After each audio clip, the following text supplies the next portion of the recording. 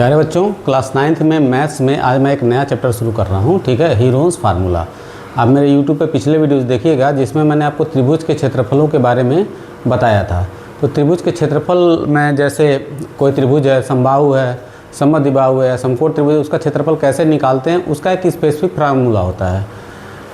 Heron जो है एक बहुत ही महान गणितज्ञ थे, ठीक है, जो ईसा पूर्व के पहले उनका जन्म हुआ था। ठीक है, संभवतः अलेक्जेंड्रिया में हुआ था। अलेक्जेंड्रिया नामक जगह थी। तो उन्होंने जो है अप्लाइड मैथमेटिक्स में बहुत सारा काम किया। तो उन्होंने सूत्र दिया था त्रिभुज के क्षेत्रफल निकालने का, जब हमें यह ना पता हो कि त्रिभुज कैसा है, सिर्फ उसकी भुजाएं पता हों। ठीक है, तो आइए हम देखते हैं कि हीरोन्स फार्मूला क्या होता है और किसी त्रिभुज का क्षेत्रफल कैसे ज्ञात किया जाता है। ठीक है, अब देखिए जैसे मान लीजिए कि ये एक त्रिभुज है। ठीक है, ये त्रिभुज है आपका ए बी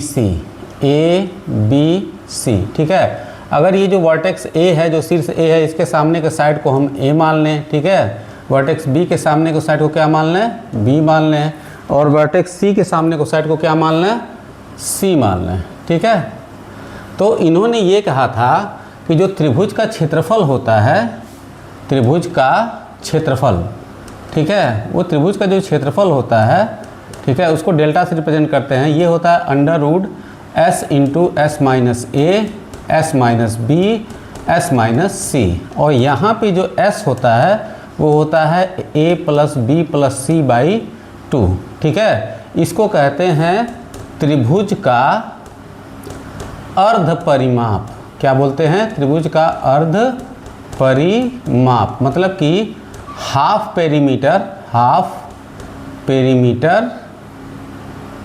ऑफ ट्रायंगल। ठीक है, जैसे आप जानते हैं कि पेरीमीटर का मतलब क्या होता है? पेरीमीटर का मतलब होता है कि त्रिभुज की तीनों भुजाओं का योग। अगर हम a plus B plus C by 2 कर देते हैं तो इसका सीधा मतलब ये हुआ कि त्रिभुज के परिमाप में हमने 2 से क्या कर दिया, डिवाइड कर दिया, और वो क्या हो गया, त्रिभुज का अर्ध परिमाप हो गया।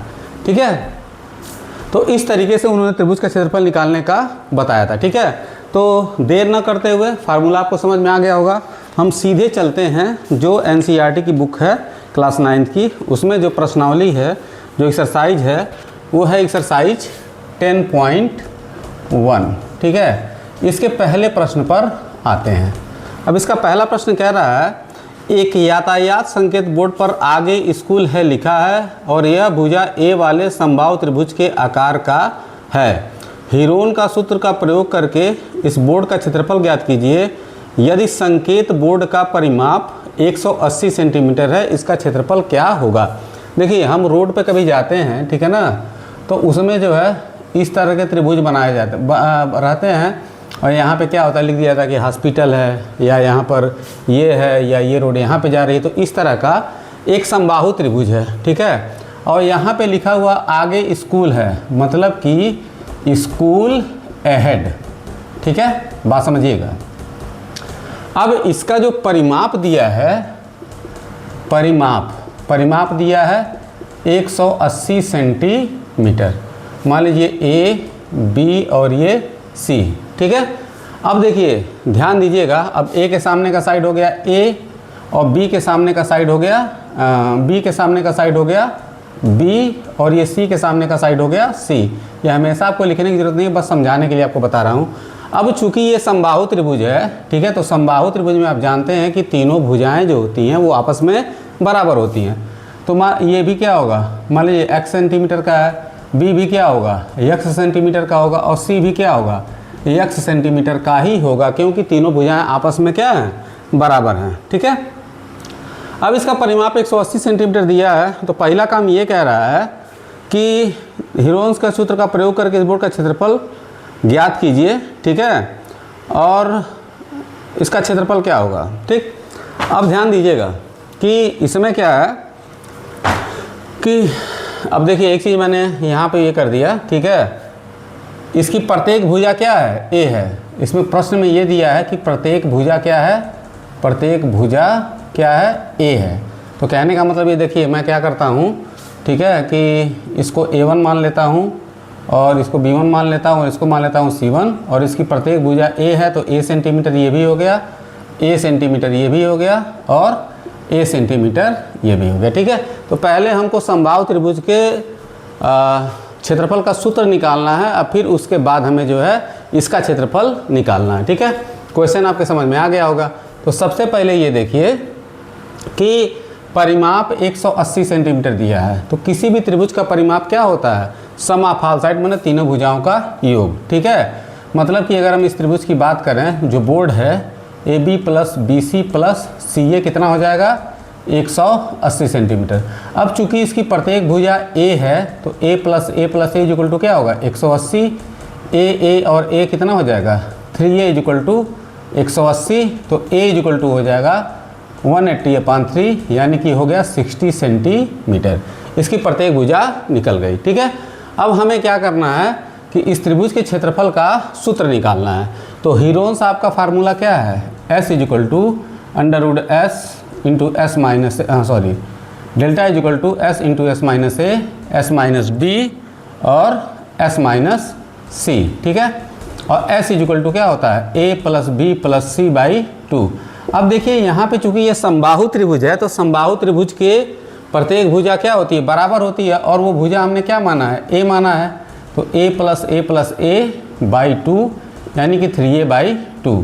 तो अगर हम इसका क्षेत्रफल निकालें, ठीक है, तो क्या हो जाएगा, फार्मूला देखिए S into S minus A, S minus B, S minus C, तो यस हो गया आपका 3A/2, तो ये हो जाएगा 3A/2 माइनस A, फिर S की जगह हुआ 3A/2, अब माइनस B, तो B भी किसके बराबर है, A के बराबर है, और C भी किसके बराबर है, A के बराबर है। ठीक है, अब क्या हो गया, डेल्टा इक्वल टू हो गया आपका 3A/2, और 3A/2 में से A घटाएंगे तो देखिए 2 से यहाँ पे क्या होगा, मल्टीप्लाई हो जाएगा, तो 3A माइनस 2A कितना हो जाएगा A, तो ये भी हो जाएगा आपका A/2, ये भी आपका उसी तरीके से A/2 हो जाएगा, और ये भी आपका क्या हो जाएगा A/2 हो जाएगा। तो कुल मिला जुला करके त्रिभुज का जो क्षेत्रफल होगा वो हो जाएगा 3A⁴ डिवाइडेड बाई 2, 2 दूना 4, 2 8 दूना 16, 2 2 जा 4, 4 2 जा 8, 8 2 जा 16। ठीक है, तो A/2 ठीक है। अब यहाँ पे जो है √3 हो गया, और जो है A स्क्वायर क्या हो जाएगा, A/4 का जो स्क्वायर रूट होगा A² हो जाएगा। ठीक है, और जो है आपका इसका स्क्वायर रूट क्या हो जाएगा 4 हो जाएगा। ठीक है, तो √3/4 इंटू साइड का स्क्वायर।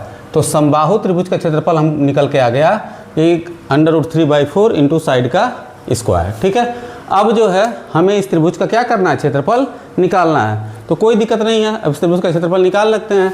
अब हमको साइड पहले से पता चल गई है, इसकी साइड कितनी है, A इक्वल टू है 60 सेंटीमीटर। ठीक है, तो त्रिभुज का क्षेत्रफल, तो त्रिभुज का जो क्षेत्रफल हो जाएगा वो हो जाएगा, ठीक है, √3/4 साइड स्क्वायर, तो ये हो गया √3/4, और साइड इसका कितना आया है, हमने निकाला है 60 सेंटीमीटर है, तो ये हो जाएगा 60 का स्क्वायर।